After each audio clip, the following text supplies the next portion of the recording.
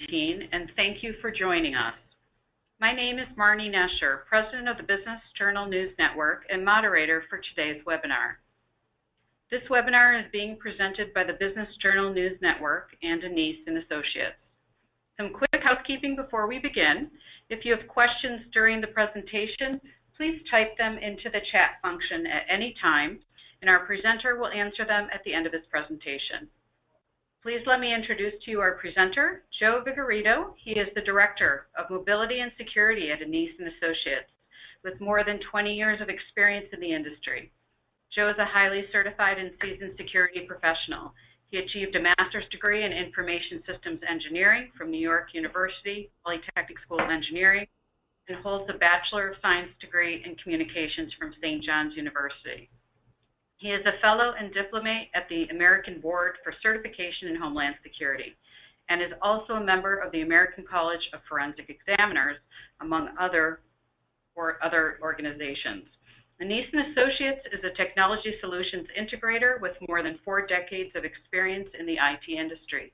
The company has over 150 employees and offices all throughout New York State and serves both public and private sector clients in education, commercial, government, and healthcare. And now I'll turn the presentation over to Joe.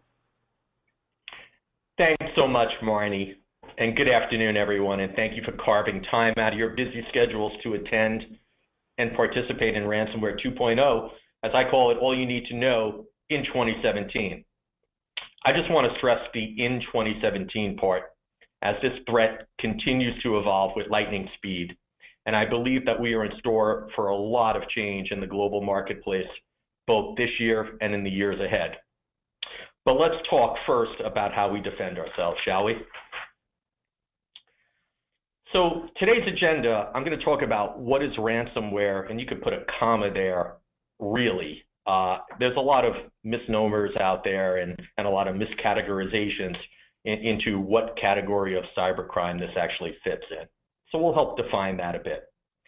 And then we'll go by the numbers. I'm a big numbers person, and I like to glean what we can infer about the future of ransomware in the marketplace by the trend line of where the numbers are headed. Then we'll go into a little bit about the currency of the internet, known as Bitcoin. Again, a lot of mystery around this. A lot of clients are struggling with how does an attacker use it, what is it, how do I exchange currency into it, and how does it all work? And maybe it's not quite as scary after we take that cover of mystery away. Ransomware is not new. It's been around for nearly 30 years. Now, we didn't call it ransomware all that long ago, but we're going to kind of go through the evolution of it, and that's going to lead us into where we're going to talk about the current instantiations of ransomware in 2017. Then I have a short video on how does this attack happen. It's very brief but instructive in nature, and it shows the simplified way that ransomware can attack an organization, its network, and its users or individuals. Then we go into a segment that we call, you know this stuff, give us more, Joe. What's some practical knowledge? What can we take away? What can we bring back to our enterprise that's going to help protect us from ransomware that we can deploy today, tomorrow, without necessarily needing to add a whole lot more in terms of tools from what we already have. Then I like to go into a segment called the New World Order of 2017. What does ransomware 3.0 and beyond look like? So we'll give a little bit of perspective on that. It is changing, and it's changing very fast, and it's not changing for the better. So I want to go into a little deeper detail about what that is going to look like both this year as well as 18, 19, and beyond. Then we'll kind of wrap up with 2 items. Perfect is not the enemy of good. A lot of us tend to seek perfect security. I have yet to find perfect security in most things. You know, I always think about you know, the concept of Fort Knox. It's probably about as perfect a security model as we've ever had, because there's never been a loss that's been identified there. But we don't find that in the cyber world that much. So we'll delve a little bit deeper into how do you get good and then continuously improve from there. And then some final thoughts that I'll share with you and some final perspectives both on ransomware as well as the security industry in general. So what is ransomware really? Well, it's pretty easy to say it's malicious software, but it's sort of special. The most basic definition I can give is it's software that either encrypts or locks a user's or a company's files and forces them to pay a fee, hence extortion, to the attacker or the ransomer, as I have taken to call it, to regain access to those files. Not only can ransomware encrypt the files on your computer, but the software has the smarts to travel across your network and encrypt any files located on shared connected network drives. You can see that that can easily lead to a catastrophic event where a company can be brought to its knees rather quickly. Think of a law firm who might keep very sensitive documents on shared drives. Think of a certified public accountant who prepares people's taxes during tax season. Not all of those tax returns are going to be resident on a local individual's machine. Many of them may be, but many of them may also be on shared network servers that are equally attackable by the malicious software. So we'll take a look at some ransomware banners in a little bit because I think they're instructive. But once the files are encrypted, the attacker will display information on what has occurred and how to pay for the unlock key. A deadline is always imposed. But note, that deadline may be an empty threat. The ransomware's goal is to get you to pay, not leave your files encrypted. So, paying the ransom invariably involves paying using a form of cryptocurrency that we know as Bitcoin, sometimes also called BTC. Now, Bitcoin trades on global exchanges and can be acquired at currency windows at large banks like Wells Fargo or JP Morgan Chase. But of late, we see more and more attackers allowing for payment via MoneyGram, Western Union, or even, yes, Amazon gift cards. Sense we have is that many attackers were frustrated at payments not being received simply because the victim knew nothing about how to convert cash or checks to Bitcoin. But more on that later. So we see two main flavors of ransomware. One is locker, one's crypto, and I'm going to talk about a third and possibly a fourth one later on. Let's talk about locker first. We don't see a lot of locker anymore, but locker denies access to the computer or device that has been infected. Locker variants disable an interface or peripherals on the attacked machine and won't affect the underlying operating system or files. So your data is still there, you just can't see it. You are proverbially locked out. You're blocked from getting information. Now, crypto is much more pervasive and much more prevalent today. And it too prevents access to files or data. But once installed on the host system, files are encrypted and rendered unusable until a decryption key is provided. Often attackers will seek out specific folders and encrypt with malware in the hope that either important or sensitive data will be affected, thus making the likelihood of having you pay much higher. Encryption technologies used by ransomers have improved tremendously in the past few years, making it virtually impossible to have enough processing power to crack the encryption keys used. Let me give you an example. Typical crypto-based ransomware today now uses RSA 2048-bit keys to encrypt files. Let me give you an idea of how strong that is. An average desktop computer would take 6.4 quadrillion years to crack that RSA 2048-bit key. Let me just give you another point of relevance. So the next lower level key is a 1024-bit key. The 2048-bit key is 4.3 billion times stronger than the 1024-bit key. And will stay that way, it's estimated, through the year 2030. Crypto, as it's applied here, is now 72% of all ransomware. So locker-based ransoms alone are not seen that much anymore. So ransomware is commonly delivered through phished emails, which, for those who may not be familiar with the term phishing, are fraudulent emails that masquerade as being trustworthy, or spam, unasked for or unwanted pseudo-commercial email, or malvertising, infected ads on a website. We're all familiar with pop-up ads, and I think they are universally despised, not just because of ransomware. The other possibility is exploit kits that are sold on the internet for a very nominal amount of money. The actual infection begins when people click on a link or an attachment in a phished email, or an infected ad, or a compromised web page that infects anyone that goes to that site. Now, ransomware can also arrive due to unpatched programs or free but infected software downloads, but this accounts for a very, very small percentage. So ransomware variants increased by 750% in 2016, and this will continue at an even more rapid rate, unfortunately, in 2017, as techniques and sophistication continue to improve. And like all hackers, code is now being shared on a global level. The availability of open source ransomware and ransomware as a service, or RAAS or RAS, will continue to make it easier for cybercriminals to run their own ransomware operations.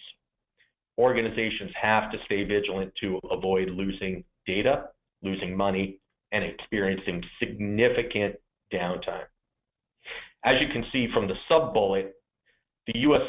leads all countries with 38% of all organizations affected. So 4 in 10 are being hit with ransomware. We'll soon look at a chart that depicts the top 10 countries attacked in just a couple of moments. So lastly, we've taken to calling ransomware the scourge of the digital landscape. It's a pirate world of the internet with the same underlying concept as piracy. You place an inherent value on your information, and the attacker leverages that inherent value to get you to pay money to get it back once it's gone. Symantec Corporation, in their security response report in August 2015, said, "Never before in the history of humankind have people across the world been subjected to extortion on such a massive scale as they are today." So I promised we'd talk a little bit about the evolution, and here it is. So first known ransomware dates all the way back to 1989.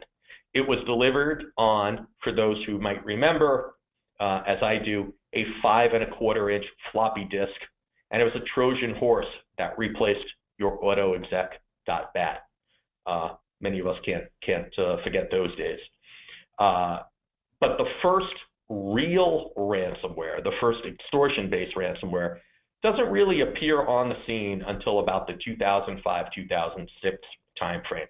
In 2006, worms such as GP Code, Archivius, Crodden, Cryzip, and RedPLU start using more sophisticated RSA encryption schemes with ever-increasing key sizes. 2013, big year, we see the first Mac OS X specific ransomware worm arrive on the scene. That same year, CryptoLocker, which is what many associate with ransomware, takes in about $5 million in the last 4 months of that year. 2016 is really the year of ransomware as a service. So Cerber is the ransomware as a service tool and can be purchased for under $100 US on the internet. And then lastly, Zcrypt is ransomware that behaves just like a virus, meaning it does not rely on emails to proliferate and can be run off a USB stick as an autorun.inf file does. So let's talk about the numbers a little bit. I think they often tell a story, and I think they do in this particular case. So FBI indicates that total cost to U.S. businesses in 2016 was just under $1 billion. It averaged about $240 million per quarter. Let's compare that. Let's give some relevancy to that. On a global scale, now remember that number of billion is just U.S. Stolen credit cards globally, $115 billion global cybercrime. Stolen cars, about 60 billion on a global scale. Stolen electronics and smartphones, about 30 billion. So let's draw this inference. So from the attacker's perspective, they can make the most money, never leave their house, steal from people 7,000 to 10,000 miles away, do it anytime, day or night, and have the money come to them. So the question that they would ask is, why should they not continue doing this? Especially given the fact that they are beyond the reach of law enforcement as we would apply law enforcement. 4,000 attacks per day on average, that is likely to increase in 2017. We're already seeing that just in Q1. 2.3 million global users impacted. Now, those are people who reported that they got hit with ransomware. The real number is probably quite a bit higher than that. $333,000 is the total cost of recovery for ransomware. Now, I want to distinguish that because you'll see some other numbers out there that are what's called business email compromise, or BEC. BEC is not the same thing as ransomware, though ransomware can be one type of a business email compromise. So if you see a lower number, they're probably talking about business email compromise, not about ransomware. SMBs, small and mid-sized businesses, saw a 433% increase in attacks. And the Service Bureau IDT 911 reports that 84% of SMBs did not meet the demands or report the attack. So this number may in fact be much, much higher. So if I'm in Eastern Europe, I don't study every single company I attack. I attack randomly. And the attacker is not asking for a lot of money. So SMBs are every bit as likely to be a target as large multi-billion-dollar enterprises are.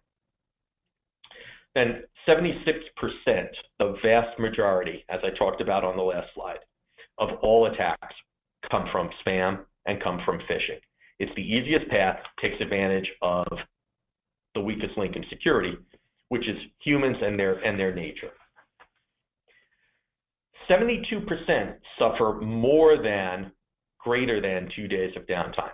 So I always encourage every organization I speak to measure what an hour of downtime costs them and then do the math. When most calculate it, they are shocked. I once worked for an organization where we did this calculation. It was a Fortune 500 company, and we found it to be $200,000 per hour of lost time if all systems were rendered inaccessible. Now, this was a 24-hour-a-day type of operation. That is $4.8 million potentially per day.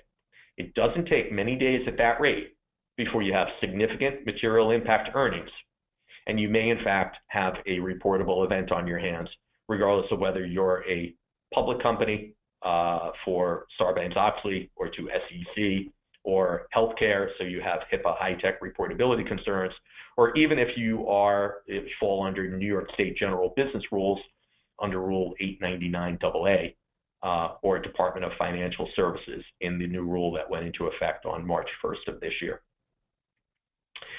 Business decision makers call ransomware an extreme concern, but what concerns me is they intimate that they know little about what to do about it.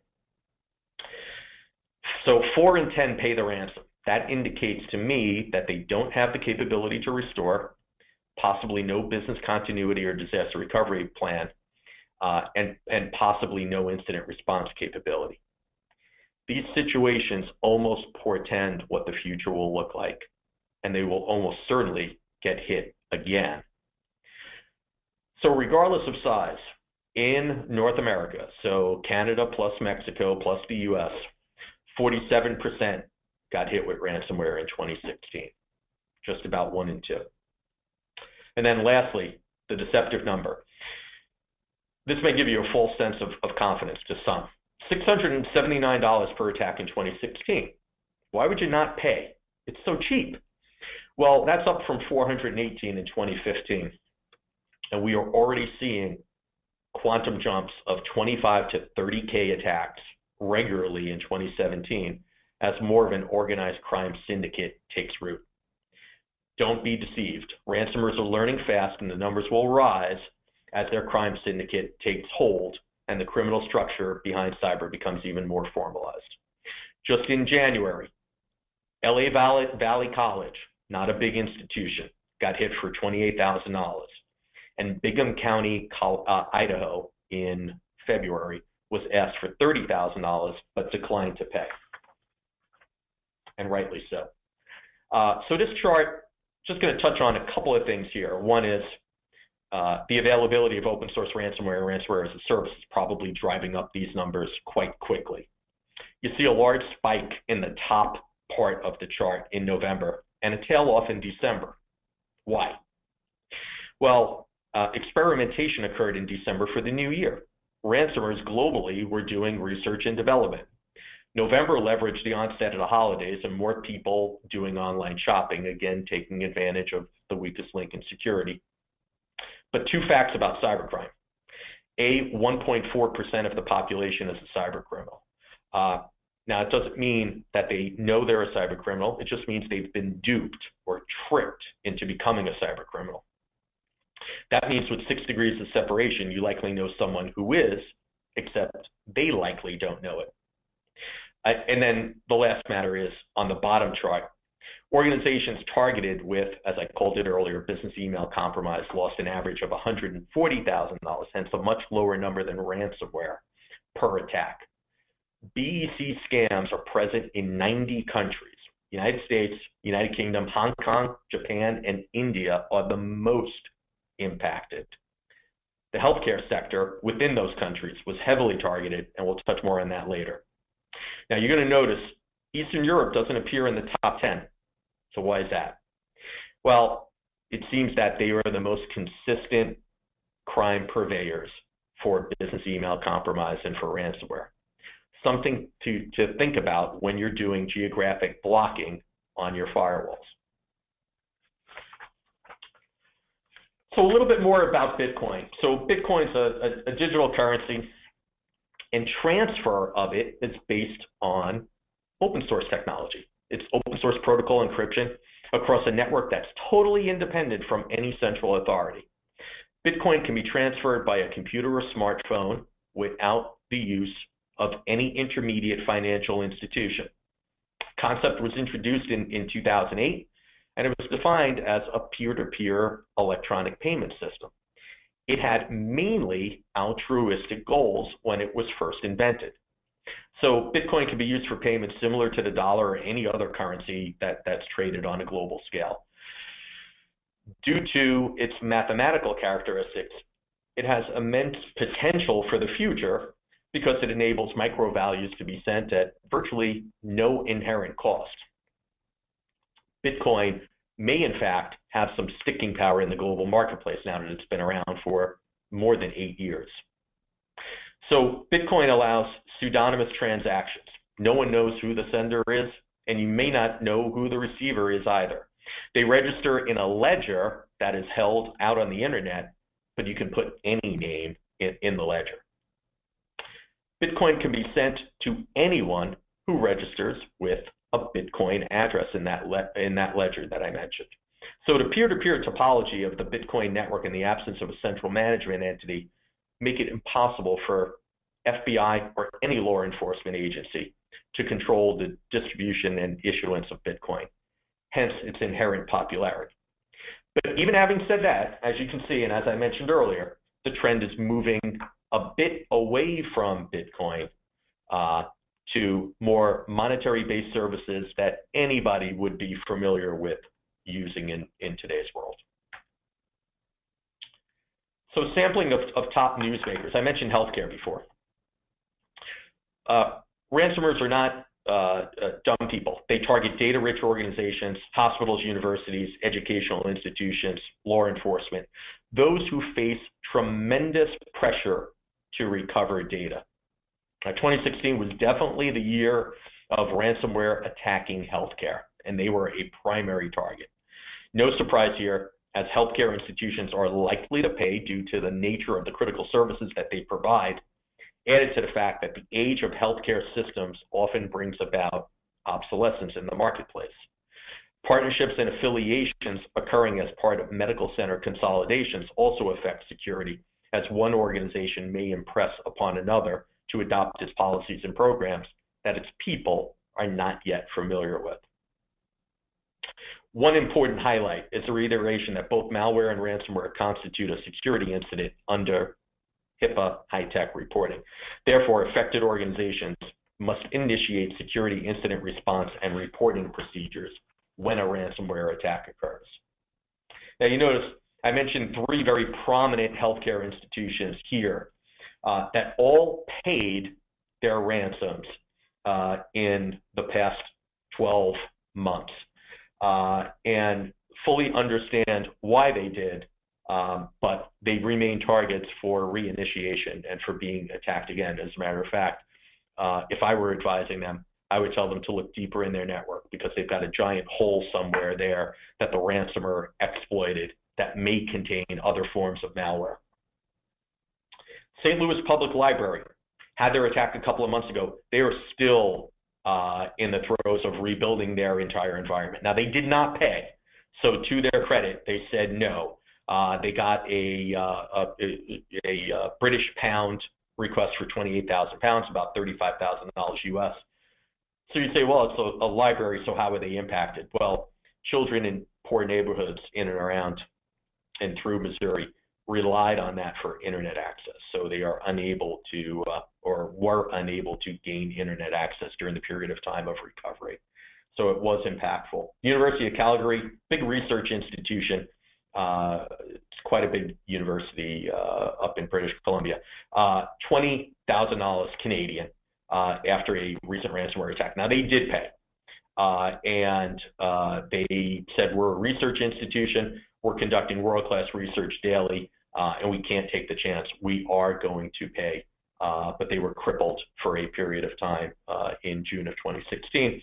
And then critical infrastructure, San Francisco mass transit, disrupted ticketing over the last Thanksgiving season, and they were charged 100 Bitcoin or $73,000 in one of the largest ransoms that we have seen in quite some time, and also had data that was exfiltrated. We'll talk more about that blended attack vector a little bit later on. So a ransomware attack is typically delivered via an email attachment, which could be an executable file, an archive, an image. Once the attachment is open, the malware is released into the target system. Cybercriminals can also plant that malware on websites. So the infection is not immediately apparent to the user. The malware operates silently, quietly in the background until the system or data locking mechanism is deployed. And then a dialog box appears that tells the user that the data has been locked and demands a ransom to unlock it again. By that point, it's too late to save the data through any standard security measures. So I'm going to play a 1-minute video. You'll just hear some music. There is no voice overlay on it, so you won't hear me or anybody else talking. But this is pretty instructive on what we're talking about here today.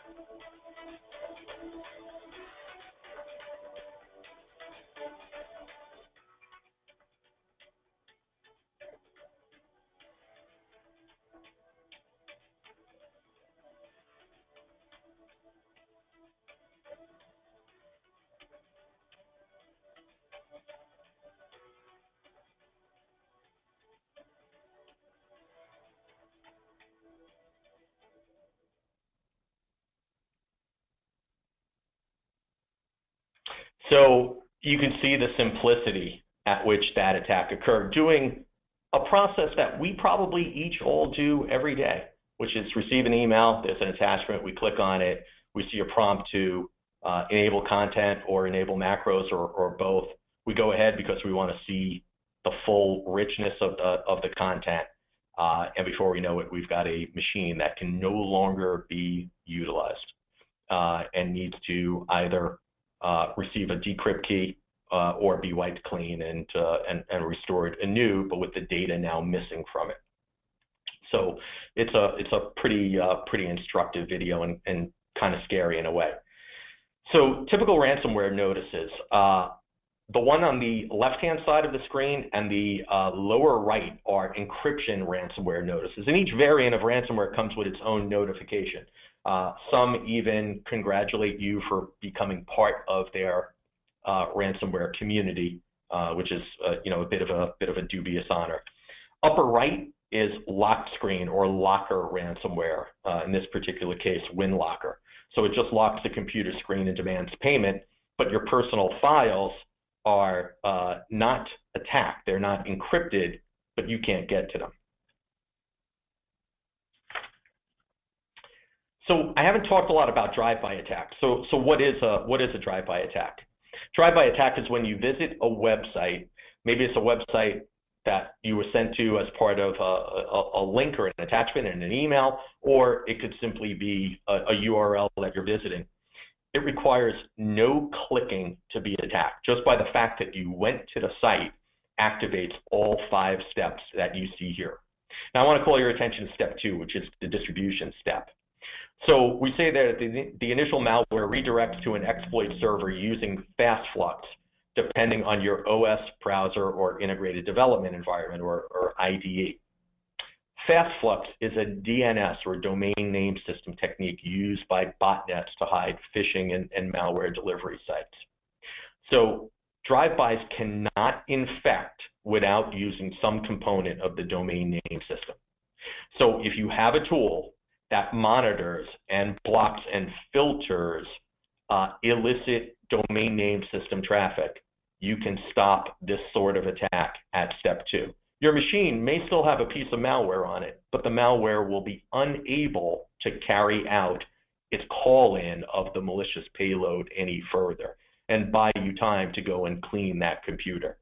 We're seeing more and more of this in 2017, so we're kind of exiting attachments to email, moving more to web-based attacks as time goes on. So let's see if we can help a little bit. So a combination of people, processes, tools, and policies must be applied to solve the problem of ransomware. Organizations need 7x24x365 visibility and be capable of mapping policy to behavior. The ability to see deviations from the norm and to mitigate threats, whether they're perceived or real, is the key control. And note, when I talk about policies here, organizations tend to overstate this. You only need 5 policies. Information protection policy, or an IPP, a data classification policy, data governance, incident response, and business continuity. If you have those 5 policies, you've got a pretty complete policy deck. Everything else can be deprecated into a standard or a standard operating procedure. Be hygienic. So we talk about patching a lot with clients. So adopt patching policies that you can adhere to. Note, it's better to patch consistently over a longer period of time than patch infrequently, sometimes short, sometimes long, sometimes never. And use endpoint antivirus protection with the greatest efficacy you can find. And note, that's probably no longer a signature-based AV tool. It is probably an artificial intelligence-based AV tool. Ensure that you have a set of malware tools that you're trained on. Get equipped and acquainted. I don't typically mention names of tools unless asked, but top tools are readily available. And then set permissions, network traffic controls, and access to limit exposure. Know who should access what in your environment and from what source to what destination. Understand context and relevancy of the data that's moving around your network. And then we talked about DNS command and control communications. If I can stop that, I can stop an awful lot of ransomware from infecting your environment.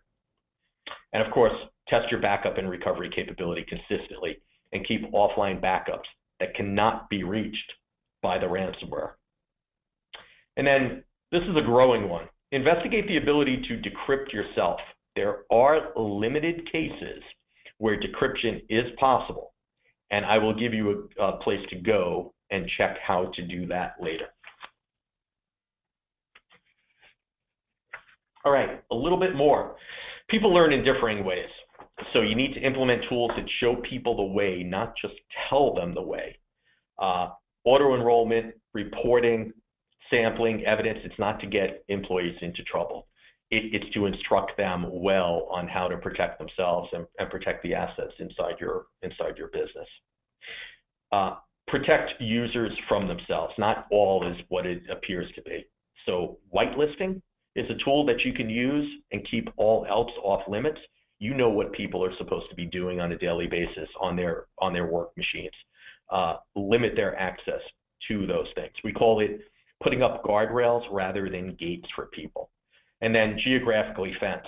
If you can take care of blocking out most of the traffic, if you don't have business to conduct in places like Eastern Europe and Indonesia, which is another hotspot for ransomware, then block those countries. It will pay a lot of dividends. It'll lessen your footprint tremendously. And then we call it the 3-2-1 rule for backups. Backup, backup, backup.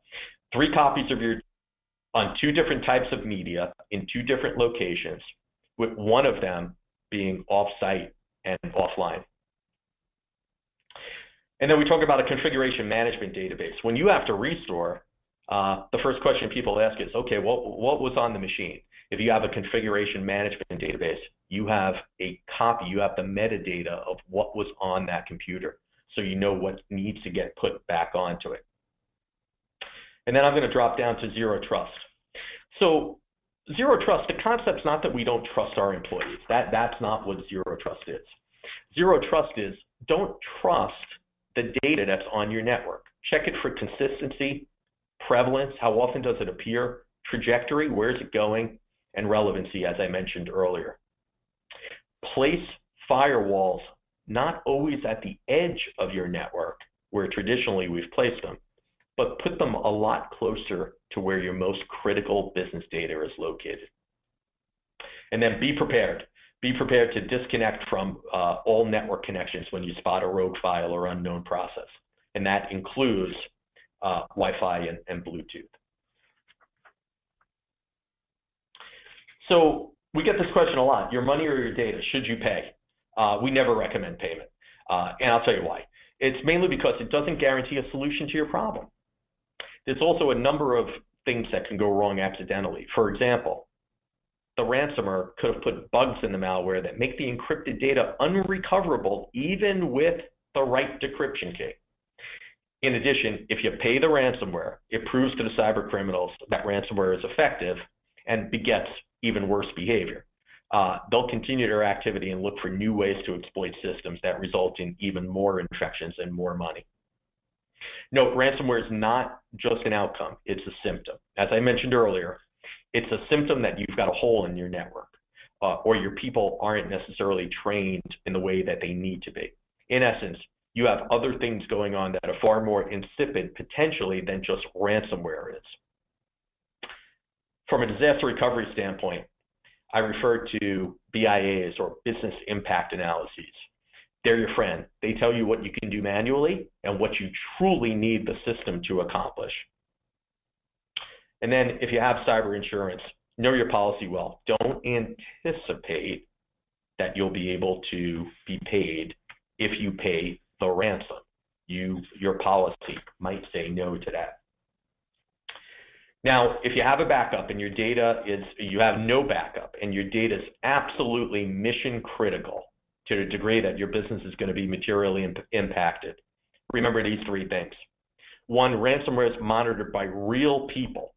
So negotiate the dollar amount. If they ask for $10,000, offer them $3,000 or $4,000. You will find very often they will take it. Negotiate early and fast. Don't wait until that time clock that I mentioned earlier runs all the way down. They have a tendency to move on. They will not wait for you. They'll move on to their next target, and they won't respond to your request to negotiate the amount. Appear small to them. They don't know who you are in the vast majority of cases. So do not give them the impression that you're ready, willing, and able to pay. Give them the impression that payment is going to be a hardship for you. And then last but not least, talk to your banker or a banker about Bitcoin. Better to know before you need it. New World Order, real fast, we'll kind of go through these. December 2016, there were murmurs of the decline of ransomware due to a late year slowdown of a very famous ransomware variant called Locky, L-O-C-K-Y. These rumors were not only premature, but ransomware continues to grow at geometric rates. And it's the fastest growing economic crime of our time. And that $1 billion number for last year will easily get exceeded this year. Ransomware accounts for 3 to 4 of every 5 malicious payloads delivered via email or the other exploits that we talked about earlier.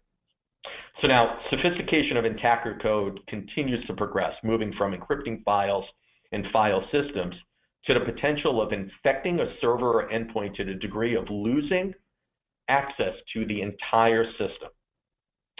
So Malwarebytes put out their State of the Malware report for 2017. Attackers will leverage the infected computer's master boot record, the part of the system that controls the booting of the operating system. Once the attacker controls access of the main operating system, it's game over. And the payment demand is not only to decrypt files, but just to have access back to your system. In essence, what I'm saying is they will destroy your entire system if you don't pay. So at the tail end of 2016, ransomware operators were still hard at work on some new tools. Distributors probed targets with new campaigns, and others experimented with unorthodox business strategies. In this particular one, which is called Popcorn Time, and it should have no relation for those who are familiar with the multi-platform media service of the same name. This is not it. Aside from accepting payments in Bitcoin, the creators also provide an alternative payment option. Pass on the malicious URL provided by the operators and try to infect 2 others with the ransomware. If 2 of them pay up, you get the decryptor tool for free. So they are basically making you part of their ransomware network at that point in time. And then new masqueraders that we started to see at the beginning of 2017. In February, we saw a diversified attack emerging in the form of Patcher ransomware. This ransomware targets only Mac OS users. It's downloaded via a tool that some of us have familiarity with, which is BitTorrent, and it masquerades as a tool for patching popular applications in Mac OS environments like Microsoft Office and Adobe Premiere Pro. Once downloaded, the files in the folder display fake applications utilizing the Patcher label. When any file is run, a window will pop up displaying a fake patching screen. Once initiated, the Patcher ransomware begins to encrypt files using a random 25-character string as its encryption key. It will encrypt files found in the /users directories as well as files found in mounted and external storage. And then comes the ransom note asking for 1/4 of a Bitcoin or approximately $300 on today's market. So perfect's not the enemy of good. We sometimes lock up and not do anything in an effort to come up with the perfect solution.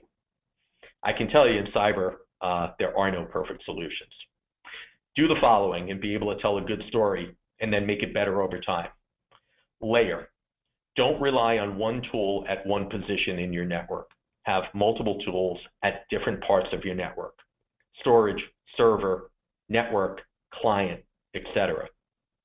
Limit. 2/3 of all attacks use privileged access. Admin access is not your friend. It is your enemy when it comes to cyber attacks and to ransomware.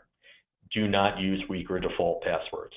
Limit access using a concept in security that we call the concept of least privilege. Obscure. Use your own encryption. Consider an offensive approach to security that you're going to hear a lot more about, particularly towards the end of the year and in 2018. It's this concept of intelligent deception tools to attract ransomers to fake devices on your network, very similar to honeypots. Diversify. Don't rely on a sole vendor for any part of your environment. Do multiple vulnerability scans and alternate pen testers. Don't have every device made by the same company on your network. And then simplify. If you've got a policy, one of those 5 I mentioned, that's longer than 8 pages, it's probably too long and people won't heed it. Keep it simple, keep it concise, tell people what your intent is and what you want them to do. So what, now what? So a couple of more items. I'm going to drop down to determine scope, determine if you've been affected, determine what the machine had access to. What does the affected machine do? Is it a shared drive, shared folder, network storage, external hard drive? Check for signs of unintended encryption. If it's encrypted already and you decide to pay, note that you need to reconnect these devices. So that's a little bit of a game. When they provide you the decryption key, if your devices are still offline, the decryption key won't help you. Check for a registry or file listing that has been created by the ransomware. Ransomware keeps track of what it does, so it has the capability to reverse it. That listing is somewhere on the attacked machine. And then determine what ransomware variant you've been hit with. There's a small chance your version has a decryption tool already developed. See the link down at the bottom of this slide.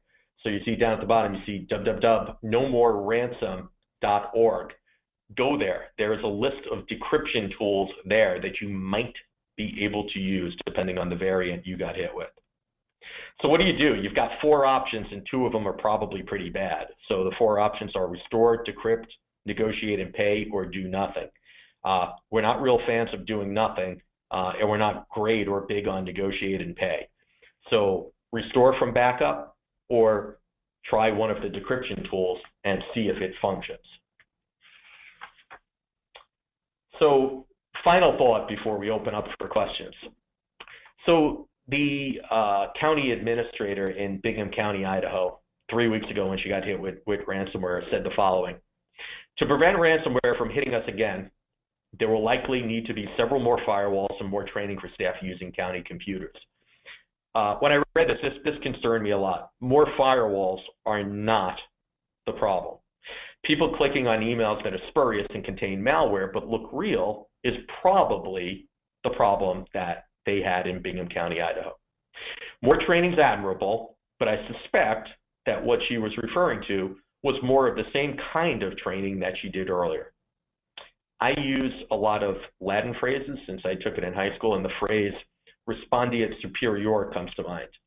It means that the master has responsibility for the vicarious acts of its subjects. We fail when we don't train people in the way that they learn best. And most people learn best by doing, not just sitting in the class and looking at PowerPoint slides and just hearing about it. I say this all the time. Good security is not about spending lots and lots of money. If spend was the criteria by which great security got metered, then JP Morgan Chase and Bank of America would have the best security the world over, since the first one spends $500 million per year, and the second one has an unlimited security budget approved by the CEO, and they were both attacked in 2014 and 2015, respectively. Keep training your people, seek tools that offer continuous learning in the manner that people learn best, and get professional assistance. Nobody knows everything, but many professionals out there do know a lot. So I'm going to stop there, and I am going to open up and look for questions and see if anybody's typed anything in the chat window, or if anybody wants to type one in now. Please, by all means, go ahead. I would be happy to respond to that.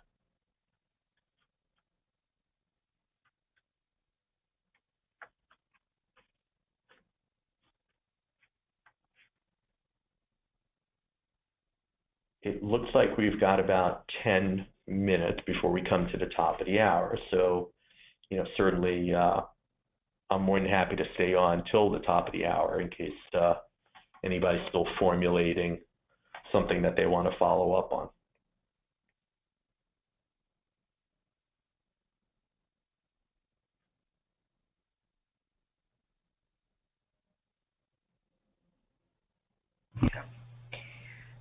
So, Joe, this is Jen. I see a question. It says you referred to Internet Explorer, Chrome, and Firefox as browsers we should avoid. What do you recommend? Oh, no, that's a great question. So I think it was probably the way I wrote it on the slide. So I actually do not recommend, don't use IE, and then it should have said use Chrome or Firefox. So what I'm saying is Chrome updates itself in background, so you don't have to deal with any pop-ups saying, hey, you're not running the most recent version. It will, provided you enable it, it will update itself. So when I say don't use IE, that's the one I'm calling out. The other two are capable of full use. The one thing that I always draw caution to is not everything renders the same way in every browser. So try out your applications and see which one works best for what you run. But use Chrome or use Firefox, or if you like, you can use both if you have some things that render well in one versus the other one.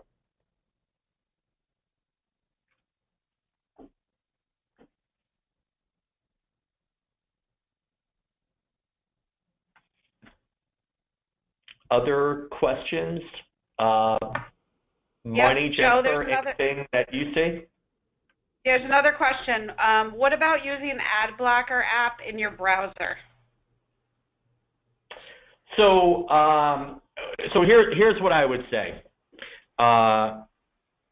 You should enable blocking of ads in any way that you possibly can. If that's your browser, that's great. There are some third-party plugin tools which candidly do a bit of a better job. But if you're not inclined to, if you're not a person who likes to tinker around and likes to install a lot of additional plugins and protective measures on your computer, then absolutely enable ad blocker within the confines of the browser. Try and limit that as much as you possibly can.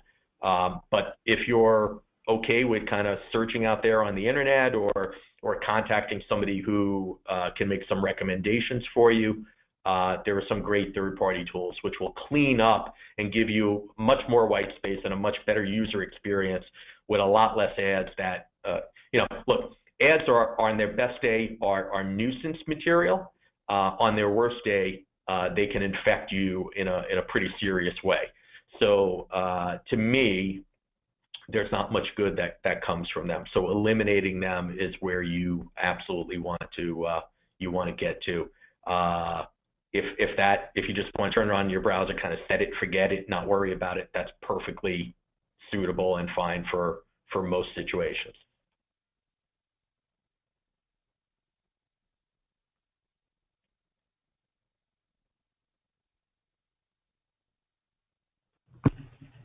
Okay, Joe, that's about all the time we have for today. Thank you so much, and thank you to our attendees for joining us this afternoon. We will be sending out a survey with a link to the presentation afterwards, and we'll include in it Joe's contact information if you have any further questions. We hope the content was informative. Thank you again for joining us, and enjoy the rest of your day.